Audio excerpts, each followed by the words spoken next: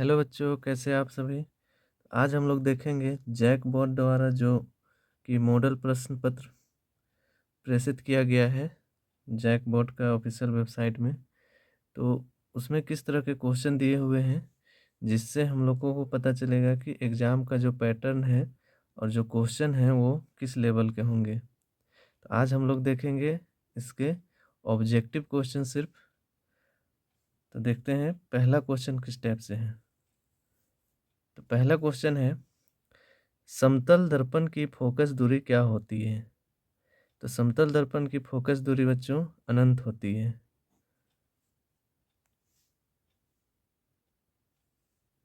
इसी प्रकार दूसरा क्वेश्चन देखेंगे कि किसी वस्तु का अवतल दर्पण द्वारा वास्तविक उल्टा और समान आकार का प्रतिबिंब बनता है तो वस्तु की स्थिति क्या है। तो इस प्रकार देखेंगे कि वस्तु को कहाँ रखेंगे कि अवतल दर्पण पर वस्तु की वास्तविक उल्टा और समान आकार की प्रतिबिंब बनेगा। तो वस्तु को अगर सी पर रखेंगे यानी कि केंद्र पर रखेंगे तो वस्तु का जो स्थिति है, जो प्रतिबिंब है, वो वास्तविक उल्टा और समान आकार का प्रतिबिंब बनेगा। तीसरा क्वेश्चन है, निम्नलिखित में से किसमें प्रकाश सबसे तेज गति से चलता है। तो इसका आंसर हो जाएगा वायु। वायु में जो है सो प्रकाश सबसे तेज गति से चलता है।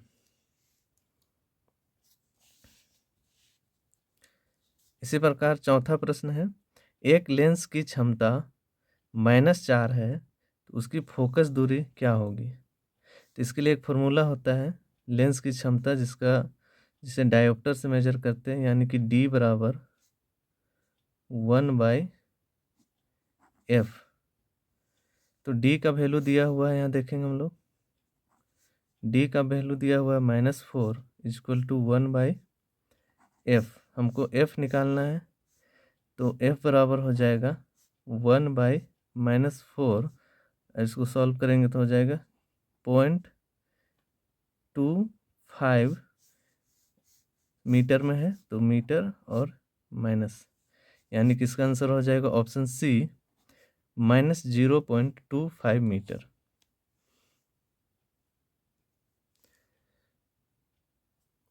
उसी प्रकार पांचवा क्वेश्चन है, मानव नेत्र की फोकस दूरी में परिवर्तन का क्या कारण है। तो मानव नेत्र में जो फोकस दूरी का परिवर्तन होता है तो वो ऑप्शन सी यानी कि सिलियरी मांसपेशियों के कारण मानव नेत्र की फोकस दूरी में परिवर्तन आता है। ठीक है। छठा क्वेश्चन है, दूर दृष्टि दोष को खाली स्थान भी कहा जाता है। मतलब दूर दृष्टि दोष को इंग्लिश में क्या कहते हैं। तो दूर दृष्टि दोष को इंग्लिश में हाइपरमेट्रोपिया कहा जाता है। क्या कहा जाता है? हाइपरमेट्रोपिया। सातवां प्रश्न है, प्रतिरोध का एसआई मात्रक क्या होता है। तो प्रतिरोध का एसआई मात्रक ओम होता है। ये क्वेश्चन बार बार पूछा जाता है बोर्ड एग्जाम में, जो कि 2024 के लिए इम्पोर्टेंट भी है। एसआई मात्रक किसी न किसी चीज़ का पूछ ही लिया जाता है। आगे देखेंगे, आठवां क्वेश्चन है, टंगस्टन का उपयोग निम्नलिखित में से किसमें किया जाता है। तो टंगस्टन का उपयोग निम्नलिखित में से किसमें किया जाता है। तो देखेंगे क्या क्या ऑप्शन दिया हुआ है।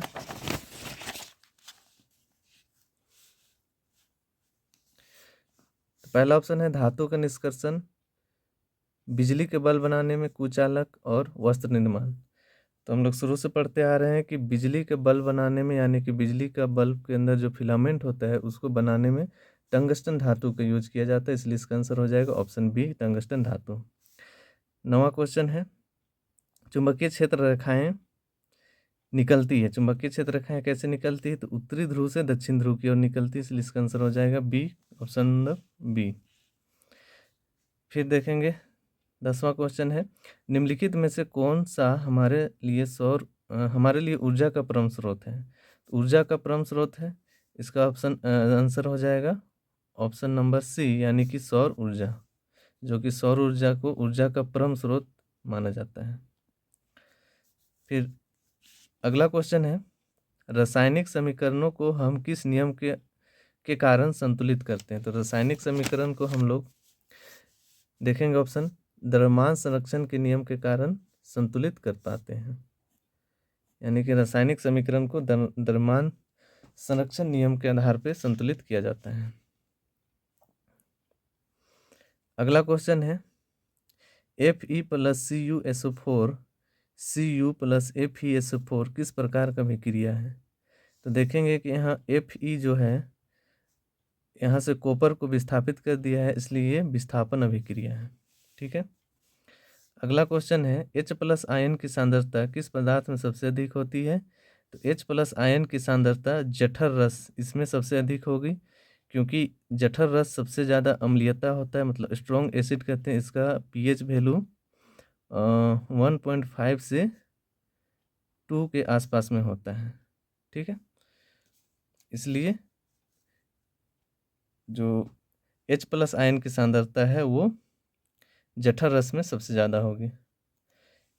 और बच्चों, जो अम्ल में जो है, अम्ल में H प्लस आयन उत्पन्न होता है और क्षार में H माइनस आयन उत्पन्न होता है। ठीक है, नेक्स्ट है, आगे देखेंगे क्वेश्चन नंबर 14। पदार्थ A, B, C तथा D का pH मान क्रमशः 5, 8, 10, 13 है। उपरोक्त में से कौन पदार्थ अम्ल है? यहाँ बोल रहा है कि सबका pH मान दिया हुआ है। A का मान है 5, B का मान है 8, C का मान है 10 और D का मान है 13। तो हम लोग जानते हैं कि pH वैल्यू जो होता है 0 से 14 तक का प्रास रहता है और बीच में 7 रहता है। 0 से 7 तक का वैल्यू को हम लोग अम्ल कहते हैं और 7 से 14 तक का क्षार कहते हैं। ठीक है, तो यहाँ पूछा गया है कौन सा पदार्थ अम्ल है। तो हम लोग देखेंगे कि 5 जो है, जिसका pH वैल्यू 0 से 7 के बीच में आ रहा है, यानी कि पदार्थ A क्या है? अम्ल है। ठीक है, अगला है निम्नलिखित में से किस लवण का उपयोग सोडा अम्ल अग्निशामक में किया जाता है? तो सोडियम हाइड्रोजन कार्बोनेट का उपयोग सोडा अम्ल अग्निशामक के रूप में किया जाता है। अगला प्रश्न है, निम्नलिखित में से कौन उभयधर्मी ऑक्साइड है? यहाँ पर देखेंगे कि एल्युमिनियम ऑक्साइड जो है उभयधर्मी ऑक्साइड होता है, यानी कि ये अम्ल और क्षार दोनों का गुण दिखाता है। इसका ऑक्साइड जो है अम्ल और क्षार दोनों का गुण प्रदर्शित करता है, इसलिए इसे उभयधर्मी ऑक्साइड कहते हैं। ठीक है, इसलिए इसे उभयधर्मी ऑक्साइड कहते हैं। अगला क्वेश्चन है, दिए गए तत्वों के इलेक्ट्रॉनिक विन्यास में कौन उत्कृष्ट गैस का इलेक्ट्रॉनिक विन्यास है? तो उत्कृष्ट गैस किसे कहते हैं? जिसका इलेक्ट्रॉनिक विन्यास जो सभी कक्षाओं में इलेक्ट्रॉन का वितरण समान रूप से हो जाता है, मतलब संतुष्ट कर देता है। तो देखेंगे पहला A जो है 2, 8 A, यानी कि पहले कक्ष में 2 इलेक्ट्रॉन, दूसरे में 8, तीसरा में इलेक्ट्रॉन 8 होना चाहिए लेकिन 1, यानी ये संतुष्ट नहीं है। बी में देखेंगे 2, 8, 7, ये भी संतुष्ट नहीं है, 8 होना चाहिए था। सी में देखेंगे 2, 8 और डी में देखेंगे 2, 8, 5, ये भी संतुष्ट नहीं है, तो ये संतुष्ट है, इसलिए इसका ऑप्शन हो जाएगा सी। उत्कृष्ट गैस को नोबल गैस भी कहते हैं, ये अभिक्रियाशील गैस नहीं होते हैं। अगला क्वेश्चन है, निम्नलिखित में से कौन असंतृप्त हाइड्रोकार्बन है? देखते हैं इसका ऑप्शन क्या क्या है। तो असंतृप्त हाइड्रोकार्बन जो कि जिसमें सिंगल बॉन्ड और डबल बॉन्ड होता है, डबल बॉन्ड और ट्रिपल बॉन्ड जिसमें बनता है, कार्बन कार्बन के बीच में डबल बॉन्ड या कार्बन कार्बन के बीच में ट्रिपल बॉन्ड बनता है, उसी को क्या कहते हैं? असंतृप्त हाइड्रोकार्बन कहते हैं। तो यहाँ पास देखेंगे CH4, ये भी नहीं है, C2H6, C2H2, असंतृप्त हाइड्रोकार्बन C2H2 है। ठीक है, अगला क्वेश्चन है, HCHO में कौन प्रक्रियात्मक समूह फंक्शनल ग्रुप पूछा गया है? तो ये एल्डिहाइड का फंक्शनल ग्रुप है।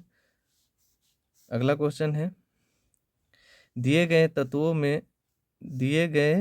तत्वों में किस तत्व में संयोजी इलेक्ट्रॉनों की संख्या लिथियम के बराबर होगी। अब देखिए इसको, लिथियम का जो होता है, लिथियम का इलेक्ट्रॉनिक नंबर होता है 3, यानी कि इसका इलेक्ट्रॉनिक विन्यास करेंगे तो हो जाएगा 2 और 1।